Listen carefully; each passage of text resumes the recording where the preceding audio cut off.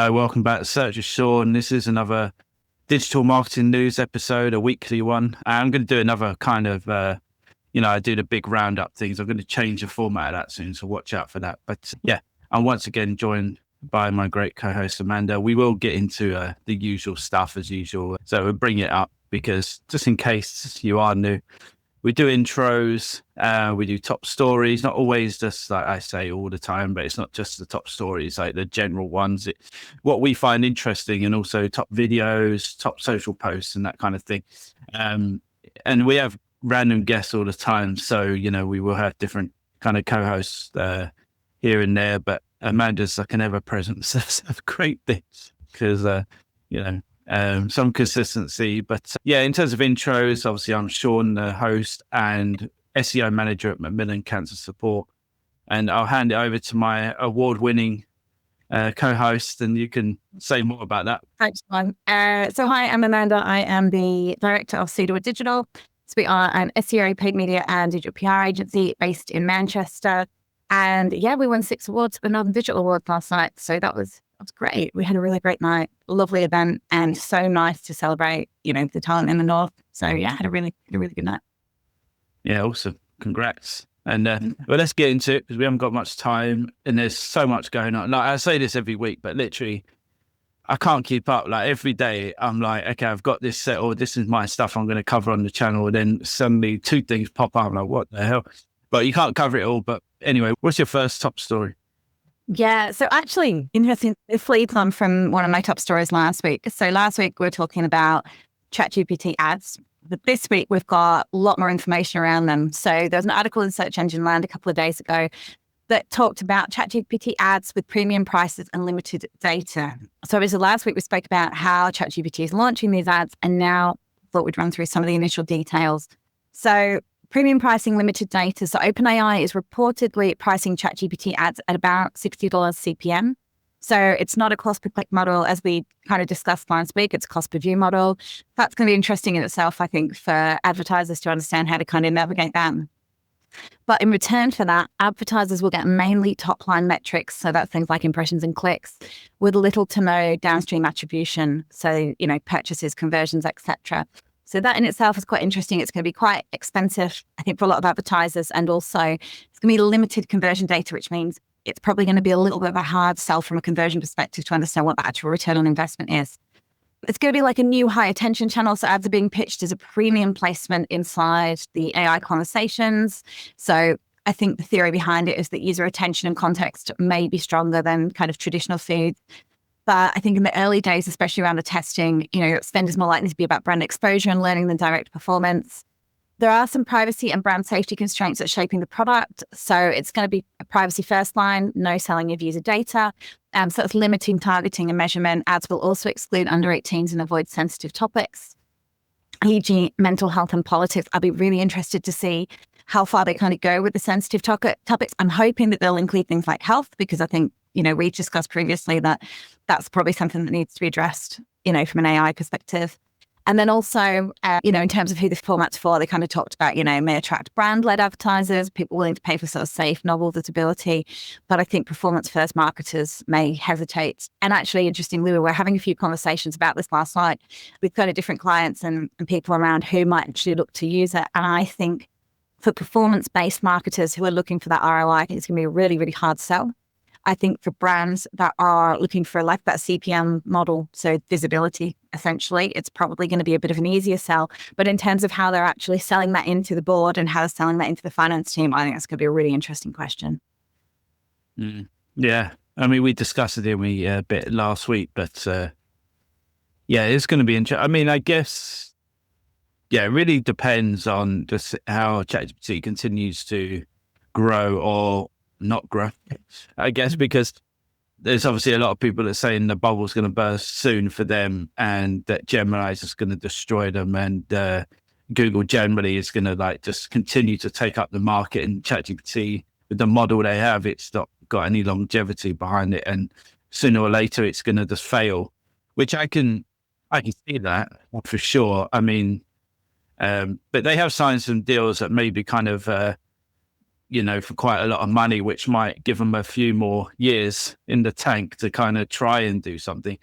But yeah, and I could also see like you can track things to a degree in the back end. I just try and see how much impact it's had, I guess, if you are going to advertise through it. So, but I guess like with anything, it's not going to be 100%. And ChatGPT would say, well, look, like you kind of mentioned, the people that are going on there doing these sort of searches have a lot more intent than just a general search on Google. But as I say, it all depends on Google as well, because they're changing how they're doing things, and it's going to be a very similar setup. So that unique selling point as such isn't that unique anymore. So yeah, I'm struggling to find like the USP apart from they do impression based advertising, and like we've touched upon, that could be it's not that great if you do it wrong. Yeah. I think that's really the biggest point as well. We're already trying to justify budgets with a lot of people that we work with. And from that perspective, we're like, well, okay, where's the money being spent? What's the return on it? We've got a lot of people asking, what is the return on this investment? We're not able to, justify that, I don't think, as easily with ChatGPT. Where I think people might start to use it is, we did a really interesting piece of data research this week, actually, that looked for one of our clients at the impact of the Google AI overlays on position one from a PPC perspective. And we noted that in the sectors where they had quite a lot of overlays, our CTR had dropped around about 35%.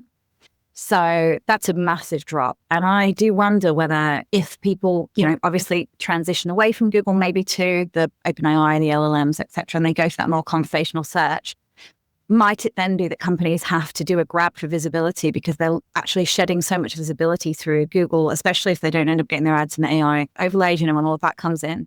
There's going to have to be another way for brands, especially those that require that high level of visibility to get in front of people. And then they might turn to ChatGPT and other platforms as a way of kind of, how do I get a bit more, I need to test this because I actually can't get the level of traffic that I need through Google anymore because so many people are using, a different type of search. And that's the point, I think, at which people might start to switch towards that. But, how far away we are from that, I don't know. And Google's going to be definitely having it in its best interest to make sure that it's definitely there or thereabouts. So it'll be interesting to see. I think everything's moving at a very fast pace. And, it's definitely one of the busiest times that we've seen in a really long time in terms of having to keep up with everything. When you said it was like a busy week, this week I really struggled to pick stories because I was like, there's so much going on.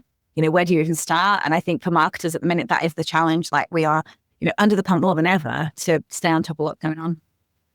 Yeah, even this morning, 2 things came in. I was like, should I switch it over and do that? But I was like, no, I'll stick to what I've got. But on the points you say, like I say, I think the onus is kind of, like I say, on ChatGPT. They need to come up with something unique. Either they give the people that invest a lot more data than what Google gives in terms of what people are searching, how they're interacting, how they're converting, that kind of thing. That could be one option. Or actually make sure they're making links and everything a lot more obvious so people are clicking through, or some sort of like reward for the publisher or the website, because we know like in the last week, Google, a few stories have come out about Google keeping people in the ecosystem, keeping people in AI mode rather than going through to sites or things like that. So, if they're going to be different to Google, they have to find something that's going to make them different, because at the moment, as a purely large language model, I still favor ChatGPT, I'm not going to lie. But a lot of people are loving Gemini, and it has got a lot better. And then obviously they've just signed a deal with Apple. So they've got, they've got the Android phones, they've got the iPhones, and now they pump in AI mode and agentic experiences fully into the Chrome browser now.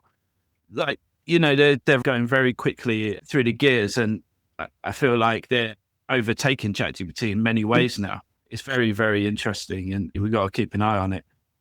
In terms of my story, it kind of rolls on from what you were discussing, I guess, because we're talking about health and stuff, and obviously an area that I'm very interested in for obvious reasons with Macmillan and stuff. This is all about Google-backed research found that AI overviews now cite YouTube more than any single medical website in health-related searches, raising concerns about accuracy and trust. experts warn that it could amplify misinformation as YouTube content isn't consistently medically reviewed, despite Google saying it does prioritize high quality sources. The study analyzed tens of thousands of health queries and highlighted like a broad shift towards engagement driven sources being treated as like authoritative in AI search. Obviously, like this is a thing I'm talking about a lot at the moment about misinformation and health, especially in the health sector with AI results. And I feel, when you go on YouTube, obviously they do have like a thing called a health shelf. So they have a certain amount of trusted publishers or, channels that are health related that they have got in this sort of group that they use for trusted results.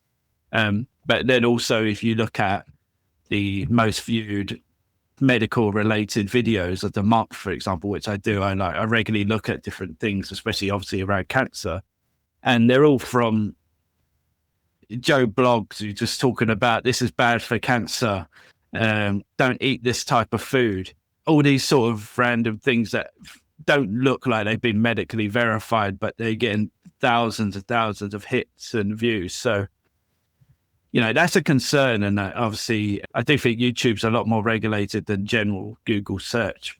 They seem to have a different sort of process, even though they're owned by Google, obviously. But yeah, it's just an interesting one. But what of the kind of YouTube videos that were being returned, were they just were any of them sort of medically backed or done by professional organizations? Was it just I don't know, a person on the street saying this is how you get a splinter out your finger? Was it or is it just a mix? It's things like, Steve Bartlett has his podcast, which is huge, on YouTube and Spotify and stuff. And he brings on experts or, people talking about different medical things.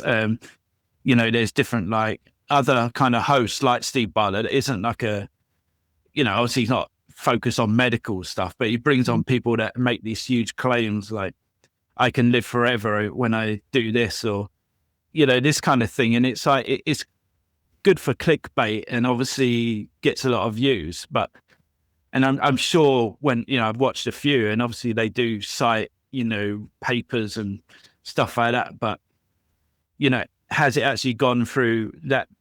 The actual person speaking gone through peer review and sort of what are the levels of expertise? But that's one thing, but then also there are others from not to pick anything out, but obviously from India they get a lot of traction, a lot of videos from India that get about certain foods like eggs and some random stuff around cancer. And it's just one thing that people are watching on YouTube, but also this is the stuff that's feeding into the large language models training data. They are learning from YouTube scripts and stuff that they're scraping from YouTube.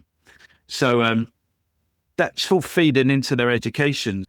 And I think, who was I talking to? But someone saying the snake eating its own tail. That's the kind of thing. It's we're feeding it crap, and then it's learning from the crap, and then it's telling itself about the crap. It's like a one big cycle, and that's the problem I think we've got. But it's nearly impossible to regulate. I get that. I was just going to say, I wonder as well, actually, if that is creating a bigger issue. So in addition to the fact that it's, there's virtually no regulation around it, we don't know what people are saying from a health perspective, and people take that very seriously. I find a lot when I speak to people that when they're unwell these days, they ask ChatGPT what's wrong with them, or they Google what's wrong with them. And I wonder if we're feeding all of this information into it and we're not actually controlling what it's putting back out. Are we actually creating a nation of people that are worrying more than they need to as well about health, but also not necessarily getting the right information that they might need if they do have something serious? Is it a case that, they might put a symptom into, I don't know, Google or ChatGPT or whatever the case might be, and the information that's getting fed back to them, if it's coming from all these different sources, none of which have been verified, everyone's saying different things. Could it be that they're either getting information that's panicking them and then, causing a knock-on impact of, clogging up the healthcare system when we've already got problems, or B, they're not getting the right information that they do need to say, oh, do you know what, actually, genuinely, you probably need to go and speak to someone about that. there's also, I think, that external impact as well, in addition to the fact that it's serving up information that might not be factually accurate, which is hugely concerning, across the healthcare sector, are really, really seriously concerning. It's also, I think, the impact that it's having on broader society. Do we then become a nation of people that, we're not getting the right information, so we're not actually addressing issues that we need to address, or B, we're panicking about things that we don't need to? Like, it's almost having that wider impact as well. Yeah, 100%. And I think, like, from the flip side, like looking at it from Google's point of view, they're going to be saying that, look, there's millions of people every day searching for medical related, queries, questions and so on. And we could just ignore it all and just kind of like not address it, or we could try our best to try and give people the best experience possible and give them the best possible answer from the trusted sources. That's what they're trying to do. However, like we've said before in other videos, like unless it was like 100% or at least near 100% kind of at the point where it's accurate, they shouldn't be rolling it out. They've rolled it out too early, in my opinion, and they've done it wide scale. And in principle, like, I get it, because like, I get people want information quickly, and that's included for medical issues. But in my opinion, they didn't even get the original rankings correct in the health sector before they even started rolling out like AI results for them. So that's a problem. I guess we'll have to see how it develops. Obviously, in the last week, they also, I don't know if this is related, but I do find it's interesting that they have rolled out that you can opt out of being featured in AI reviews and AI mode, which is quite interesting. What was your kind of second story, if you had one? So for the second story, I thought absolutely nothing on AI. I was like, gotta find it's not AI based, because I feel like all of my stories are AI based. So this week, Meta is testing paid subscriptions. This is quite interesting. And I half wonder whether this is in response to ChatGPT potentially launching ads, because they obviously both work on quite similar models, although Meta has a much stronger targeting, because it's going to take obviously all the interest in demographic information, in which OpenAI has said it's not going to. So I wonder whether this is, maybe all tied in terms of Meta thinking, right, okay, could potentially take some of our traffic. How are we going to kind of combat that? So they're testing paid subscriptions across Instagram, Facebook, and WhatsApp. The core apps will stay free. They're experimenting with different pricing feature bundles per app rather than one universal package. So they're trying to tailor it to obviously the different audiences. Premium features will target everyday users, creators, and businesses. So they're kind of offering premium features for people that are using the app, people that are creating content for it, and then also businesses that are running ads and such on it. Early Instagram ideas include things like unlimited audience lists, deeper insights into non-followers, and stealth story viewing. I don't know how I feel about that. AI is central to the upsell. So it's including paid and freemium access to creation tools like the Vibes AI video generation tool, plus plans to integrate and monetize its AI agent Manus inside apps and via standalone business subscriptions. And what I think is important, well, I think it's really going to reshape engagement and ad signals, and subscriptions and new AI tools may change privacy settings, visibility, content volume and quality, and organic versus paid dynamics, which obviously impact targeting measurements and how advertisers compete for attention. But I think my bigger question would be, is this Meta's way of responding to what ChatGPT are doing with kind of similar model, and all of a sudden rolling out all of these AI options that go with it as well? So, here comes Meta. We've got Google, we've got OpenAI, and Meta's kind of joining the party now as well. Yeah, no, it's interesting. I feel a bit disconnected from social because I don't use that much social anymore. I'm just like LinkedIn and YouTube. But obviously you've got big audiences, I think Facebook is kind of declining, but Instagram obviously still huge, and WhatsApp, still used obviously a lot. So, yeah, I don't know. What do you think? Do you think businesses will be attracted to this kind of model? Potentially. So we do quite a bit of Facebook advertising in particular for our clients. We also do a little bit of Instagram and a little bit of LinkedIn, but Facebook is the primary driver. We find it works really, really well for, I would say, predominantly products that people need, but they don't know they need. i.e. it's a brand awareness tool that also comes with a bonus of people being able to, purchase and lead forms, etc. So I think from that perspective, it depends what they offer as part of the paid for package, because I think at the minute, we're pretty happy with what we get. And to be fair, if I was to put Meta and OpenAI side by side right now for our clients that do Meta, because OpenAI doesn't have the in-depth targeting, I would say I'm not too worried about moving away from Meta. We use Google for our intent-based targeting for people where we know what keywords they're searching for.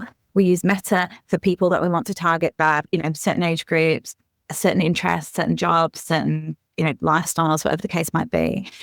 I don't think OpenAI can do either of those yet. Maybe it will in an iteration, but I don't think it's really rivaling either of those. So right now, I would say I'm pretty happy with what Meta has to offer. Do we need another AI tool, like an image generator or a video generator? I actually think we've got external tools that do that really, really well. I don't know if we need to add something else into the mix. You've got a range of tools. ChatGPT does it. You can get the Canva plugin for ChatGPT. You've got, and there's loads of kind of third party, specific video and image software if you want to go down the AI route. I don't know if Facebook necessarily needs it. Maybe it'll make it a little bit easier. I guess Google's got it. So Google's got its own kind of AI, that banana nano thing. And I always say it wrong. For some reason, I want to say banana hammock. So I just, feel that always comes out when I try to say nano banana. There we go. So Google's obviously got that. And obviously that's easy because you can use it in the advertising platform. I think with Facebook, if you can use it in the advertising platform, then great. But other than that, I'm not sure where the additional value is going to come from a subscription model for Facebook. I think, people use Facebook now probably less than they have before. I pretty much only use it to message family members or friends back in Australia. I use the messenger function. I use Marketplace quite a lot. But in terms of the actual physical, the face, I don't think I've posted anything on Facebook in about 8 years, 9 years. In fact, it could probably be longer than that. So I think a big part of it is Facebook understanding, which I'm sure it does, how people are utilizing that platform and, why someone would want to pay for a subscription. Yeah, it's going to be very intriguing. However, I think people in our industry anyway are getting like a bit of, maybe in the general public as well, a bit of fatigue already with AI put into everything, like AI this, AI that. Of course, it can be enhanced if you use AI for certain things, but you just feel sometimes these brands and models and platforms are just trying to inject it into everything, and sometimes it doesn't actually need.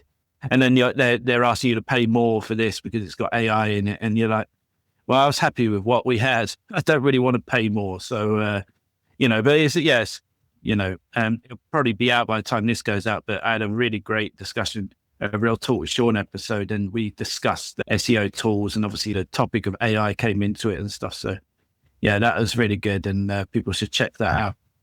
Yeah, I did get onto my second story as we move on, but so this is all around Google's new user intent extraction method. So they've just unveiled a new method to extract user intent by analyzing how people interact with their devices. So going beyond the typed queries to understand goals from behavior itself, the research uses small on-device AI models to interpret sequences of actions privately and could signal a future where search anticipates intent without sending data back to Google's servers.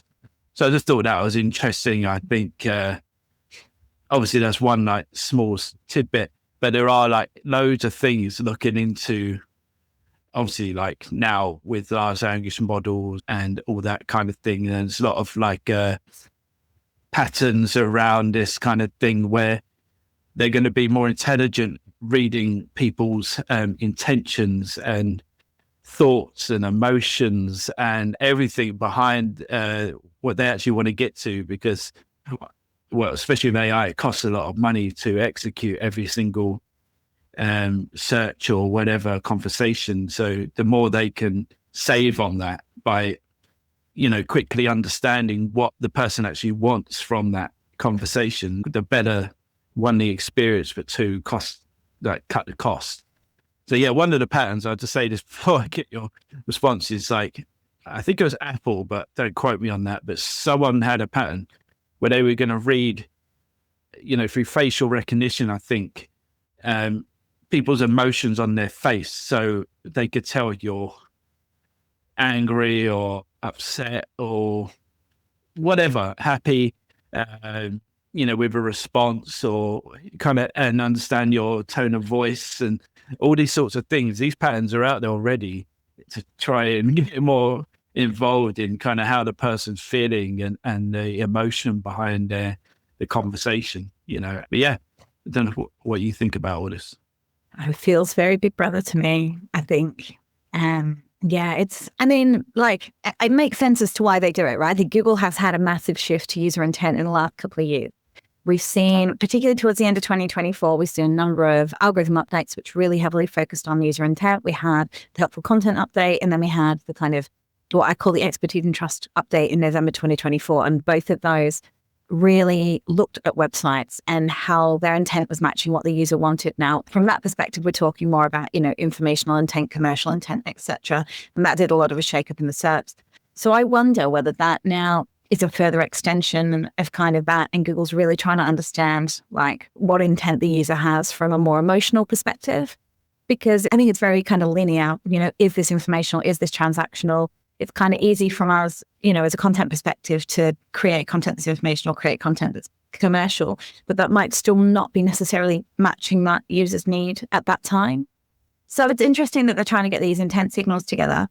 I would be interested to understand how they're then going to use that information to improve search. Are they going to implement it as a ranking factor in terms of,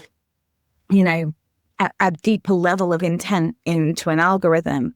That I think is going to be very challenging for any of us in SEO, because I think that's going to be hard to understand what that is at the minute, with just the kind of couple of basic ones that we have. I think it's more straightforward and we're able to align our content to what the user is looking for, but that's that kind of next level understanding where the user's at. So definitely an interesting one to watch and to understand. But then I wonder, do we also run the risk of it being a bit stereotypical?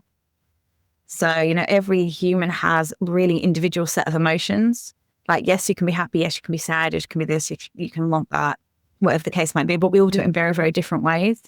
So I wonder how that in itself will be interpreted and utilized without, potentially bucketing everyone into one group and then actually serving the wrong content as a result of that. Yeah. When I talked to Eli Schwartz, for example, he was saying about how Google uses some metrics and things that I wasn't aware to track people's behaviors and stuff. Really interesting conversation. But so I think obviously, it'd be interesting how they use these sort of new signals that they're trying to look at. But obviously, like, they're trying to drive, like most people see personalization as like the key to next step engagement in terms of increasing that engagement levels, increasing that user experience. So I think the more obviously they understand about your behaviors, your intentions and everything, that's going to drive more personalization. And we saw like in the last week that they've given people the access to, connect all your Gmail, your video history, your search history and all that, as we discussed last week. So they're just trying to gather as much information about the user as possible. And obviously they already track your user behaviors on how you interact with different websites and things like that. So yeah, I think the future is going to be pretty wild.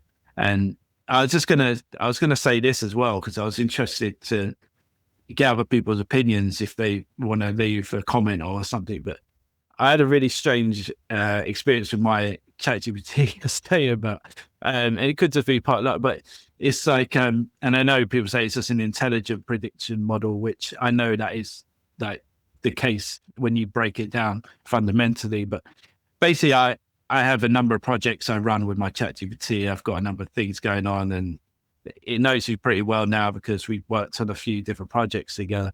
And it gave me a number of options, and it kept picking the one that I would have picked. And I was like, how the hell are you doing this? Because like, you seem to know me so well. It's ridiculous. And then I said, okay, well, what's my favorite number? First time round, and it picked number 7, which is my favorite number. Yeah.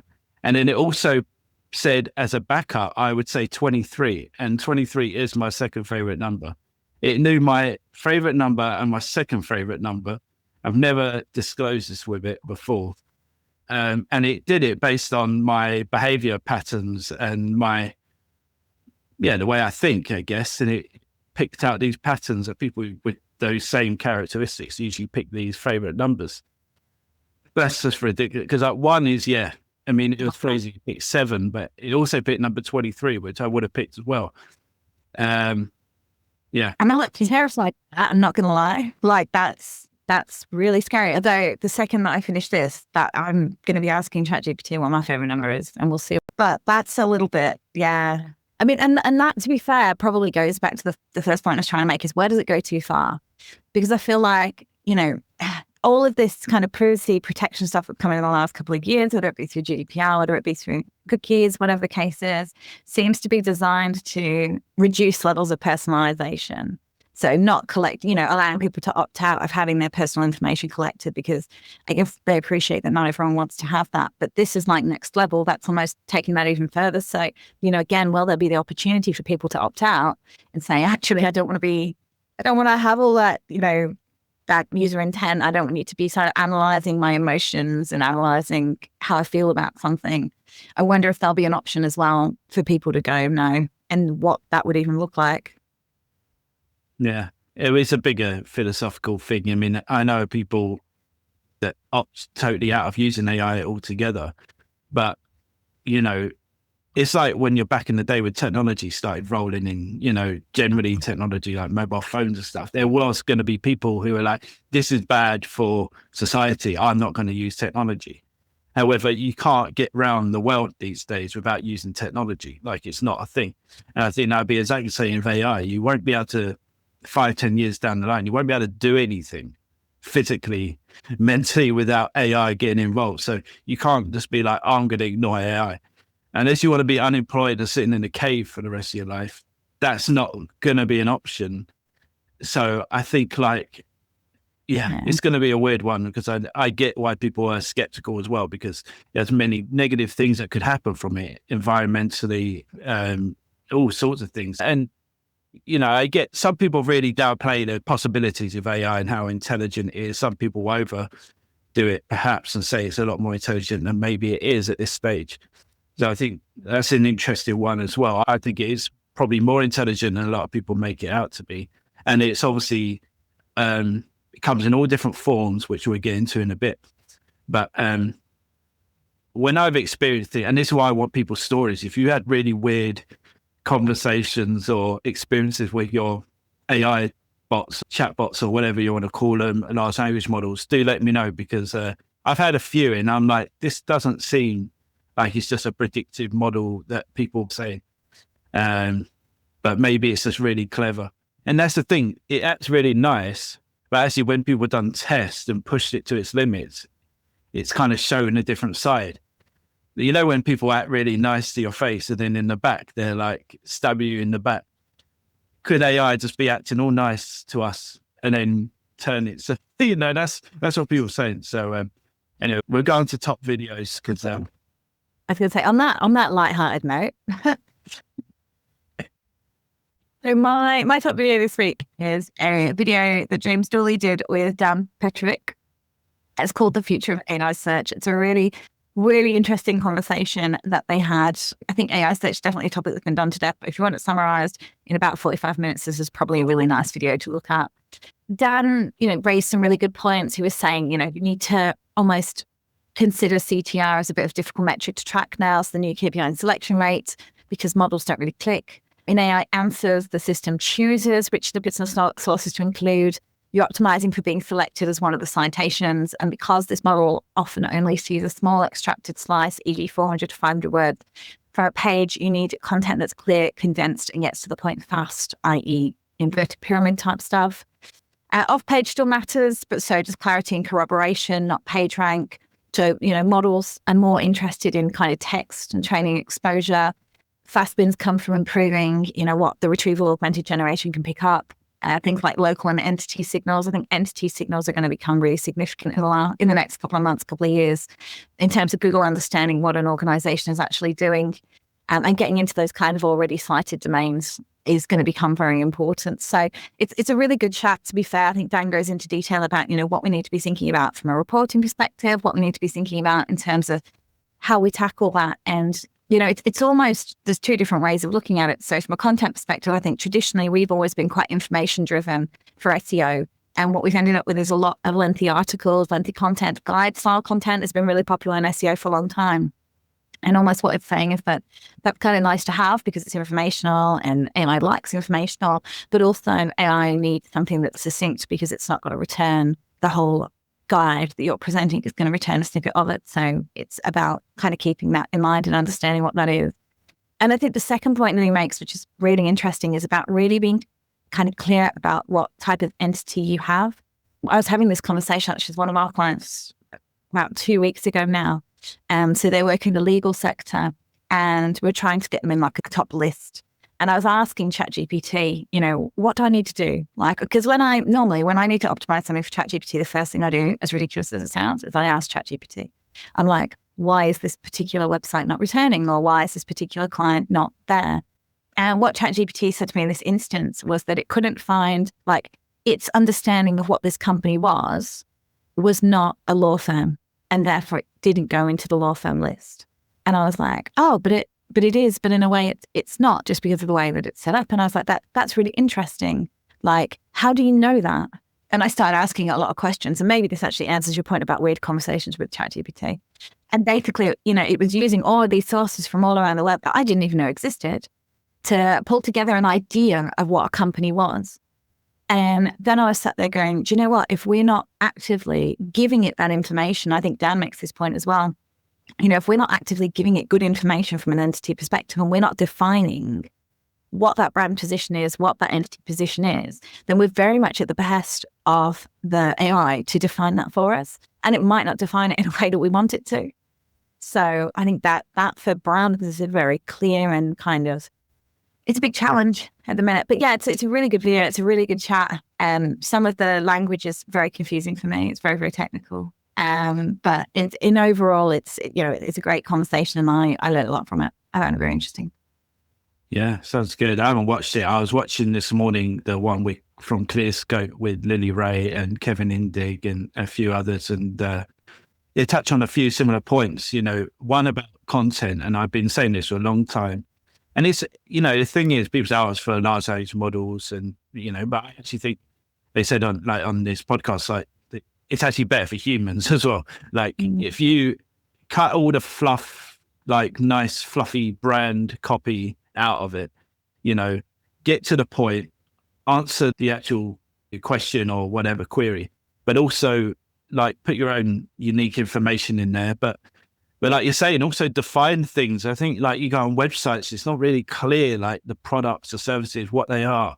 They kind of put that fluffy, brandy message on there, and that doesn't explain anything, even to a user. You forget about AI bots. So yeah, that's definitely a case. And also one thing that did come up is they say about, off-site stuff.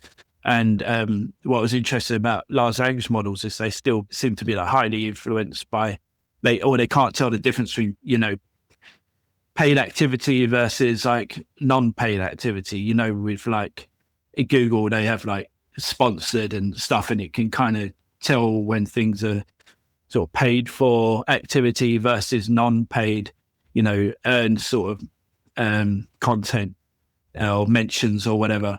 So it seems like large language models still can't tell that difference. So that's still influencing the results, And we also know they're being heavily influenced by things like listicles, which obviously we discussed before.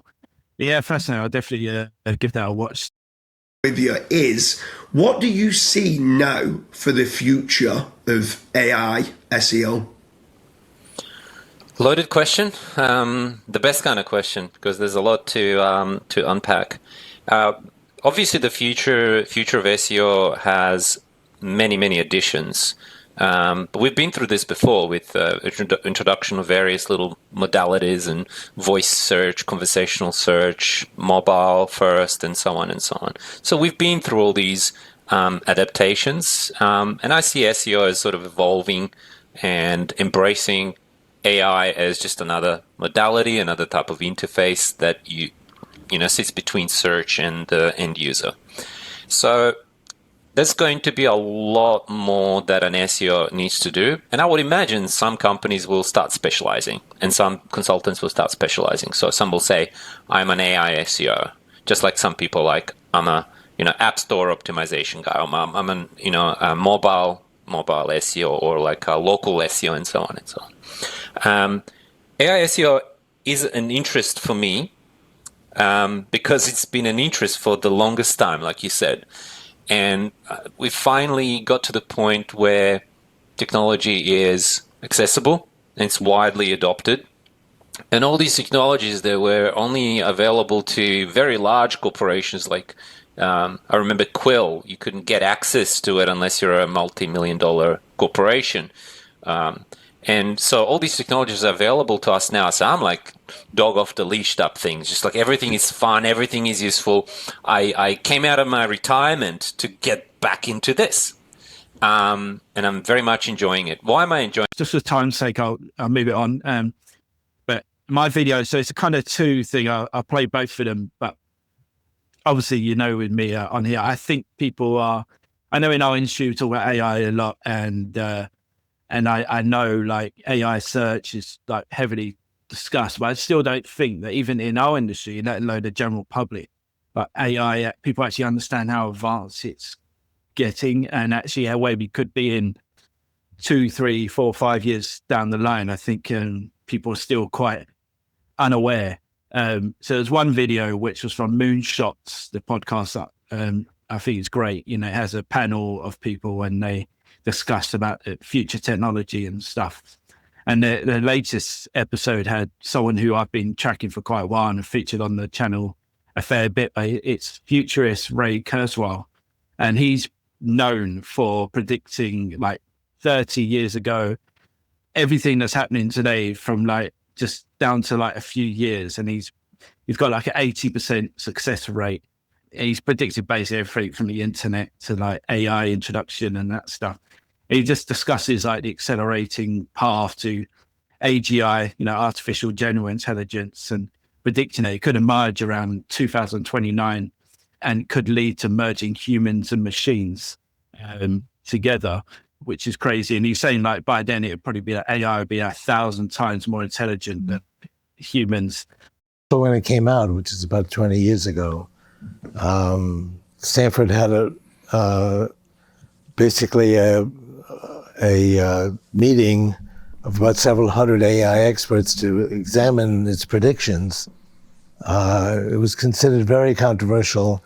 People agreed with me that it would happen, but not within 30 years. They thought it would happen within 100 years. And I'm actually running to people who were there. There were several hundred AI experts who came to that conference. And they agreed that if anything, 30 years is 2029. Right now, that seems overly conservative. People are predicting a little bit sooner than that, like 2027 and so on. But at the time, people thought it would be 100 years off. Well, I think it's important for people to go read the book. It's so non-controversial today, given how things have unfolded, and put yourself in the mindset of this being completely controversial at the time, because a lot of things that we predict on the podcast, that Alex says, they also have that same flavor. Trying to look forward 10 years from today is very, very hard. And they have that same feeling of, well, that's impossible. That could never happen. But if you rewind the tape, these impossible things routinely happen. And then because of hindsight bias, everyone's like, oh, I would have seen that coming.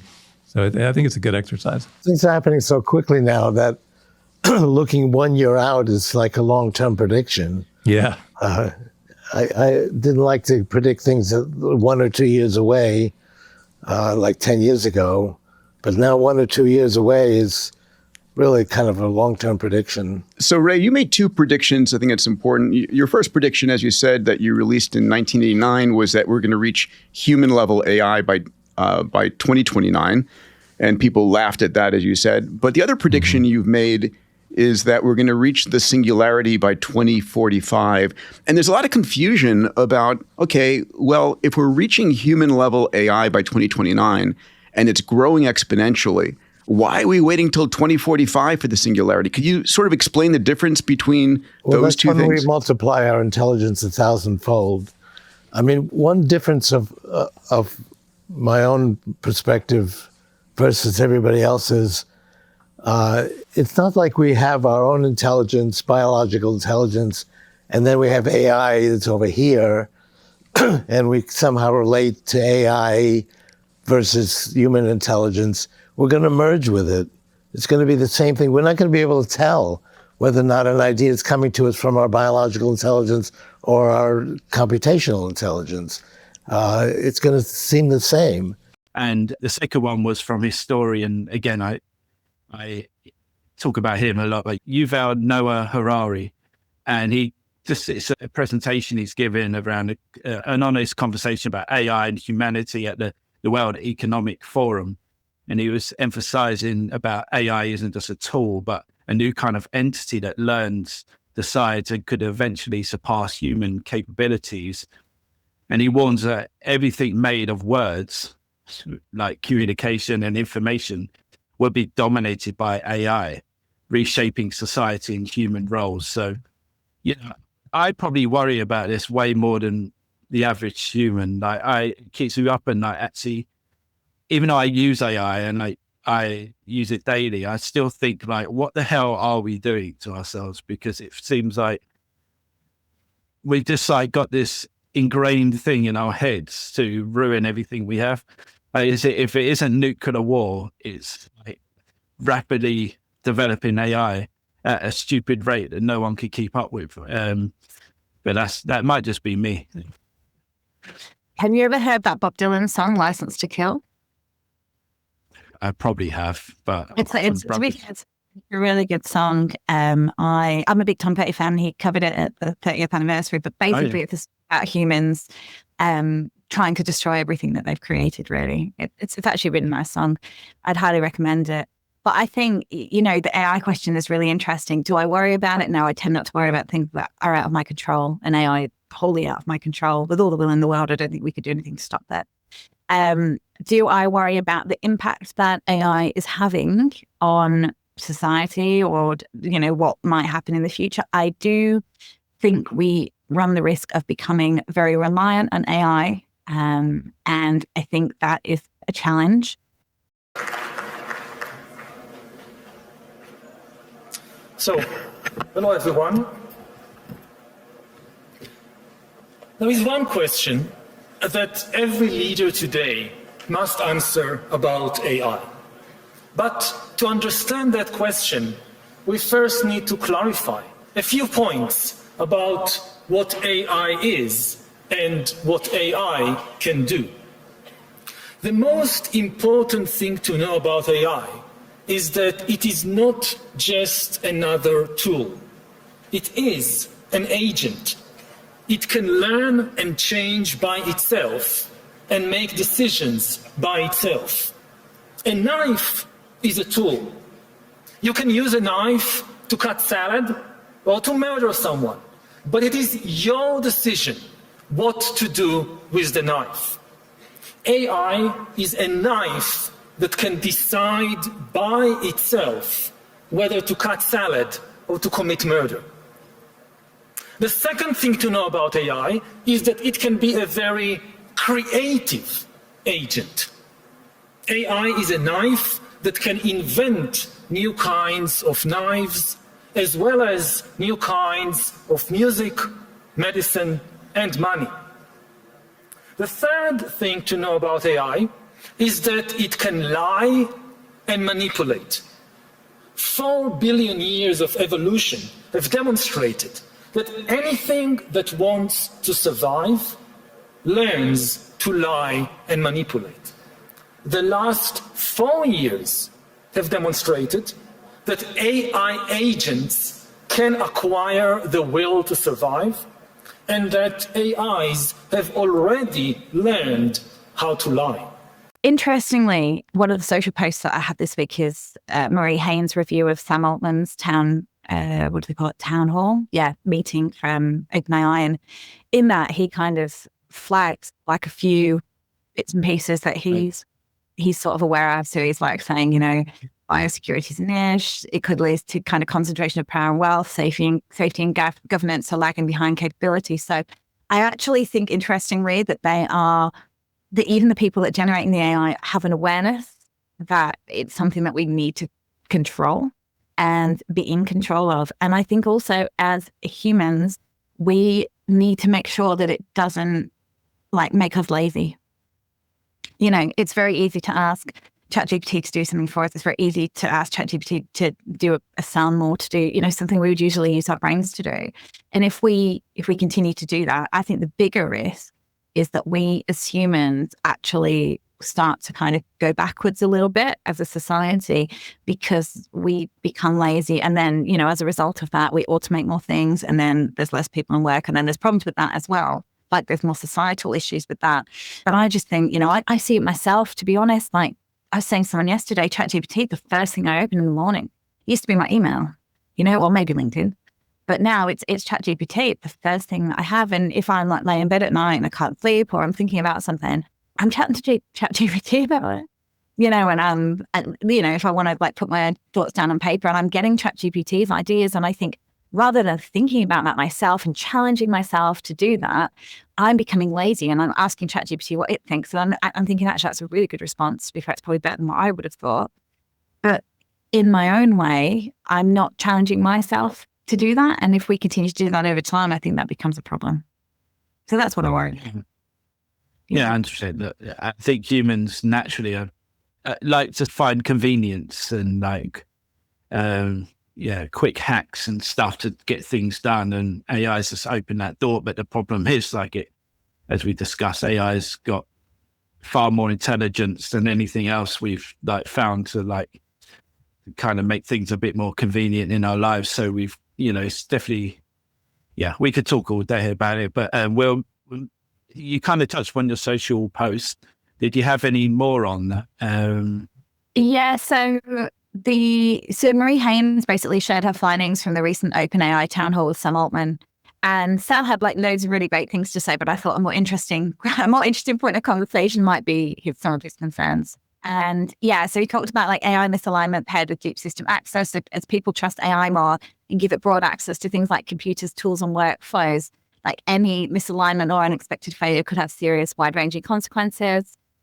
He's particularly worried about AI enabling biological threats. Current safeguards won't scale indefinitely, and society isn't resilient enough to handle AI accelerated risks.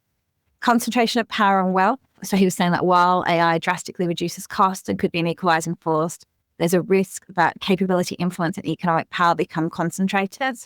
And I think the main thing was obviously the safety and government lagging behind capability. So AI systems are advancing extremely fast, but regulations, social norms, and safety infrastructure are moving much more slowly, creating a dangerous gap in that transition. So I think that probably ties in nicely with the point that you were making there before is, I think they are aware of it. Whether I know if they know how to combat that, I don't know. And also, AI is literally multiplying at what a rate of knots. How many of us are using it? How many of us are feeding it information? How many of us are training on a daily basis? That is something I think is really difficult to keep a hold of. Yeah, I just think it's so mad that we've been in the industry talking for about a few years now about this same thing. And Sam Altman's been saying it, Mark Zuckerberg's been saying it, Elon Musk has been saying it, Mo Gaudet has been saying it, Harari has been saying it. All these people that have worked on it, invented it, or whatever. Obviously, Jeffrey Hinton, the godfather of AI, and yet there is no change. It's still continuing. It's still not being regulated as it should. I don't understand. This is the internet. It took ages for it to be. Have we not learned any lessons from the internet or social media? And this is those on steroids. This is beyond the capability of those two things. Yeah, I just think it's crazy. But we'll move on because I finished mine off. But yeah, it's interesting. I saw that from Marie Haynes, and people should read it.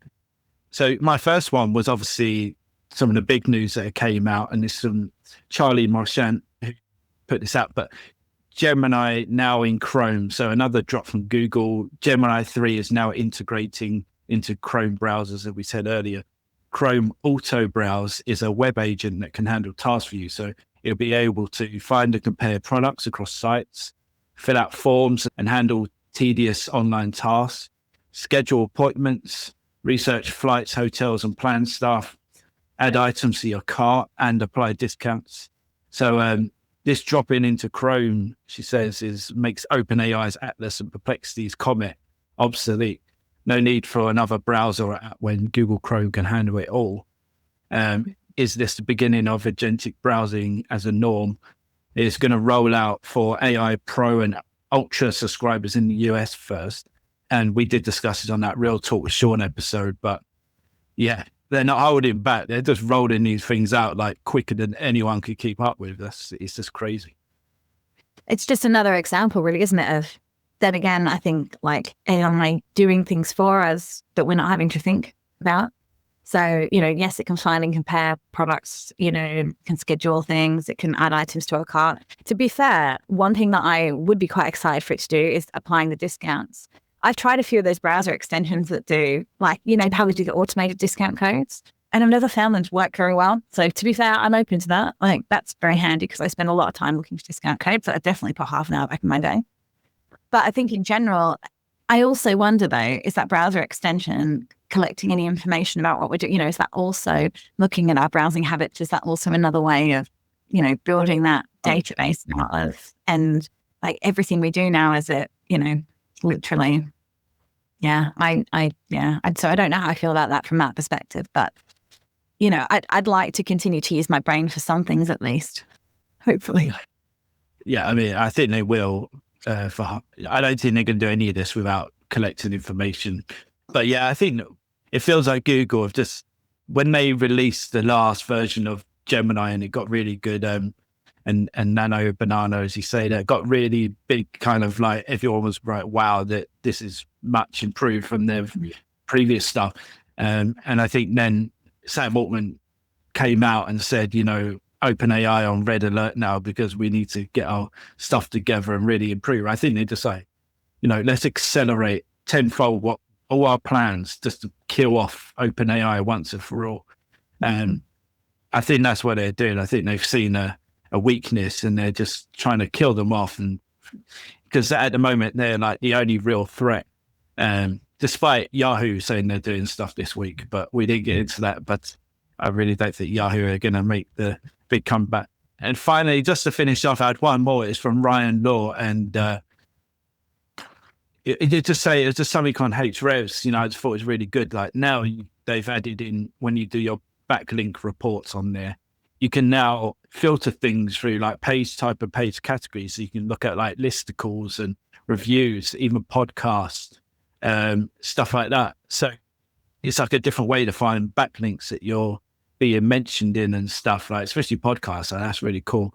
And listicles, obviously, like the talk of the town at the moment. So just I thought that was a really good feature that Ahrefs have added on, and at no extra costs, which is also a relief. I'll take that because their AI tool is pretty expensive. So if they want to give us a free tool, then that's brilliant. I do think, I give credit to Ahrefs. I think they're doing a lot to try and help us with the AI measurement, which I think is really important. And, even from a content perspective, looking at the listicles, looking at the reviews and looking at all of that, the more information that we can get to understand how we're performing in AI search, I think is important to understanding that like broader brand awareness piece.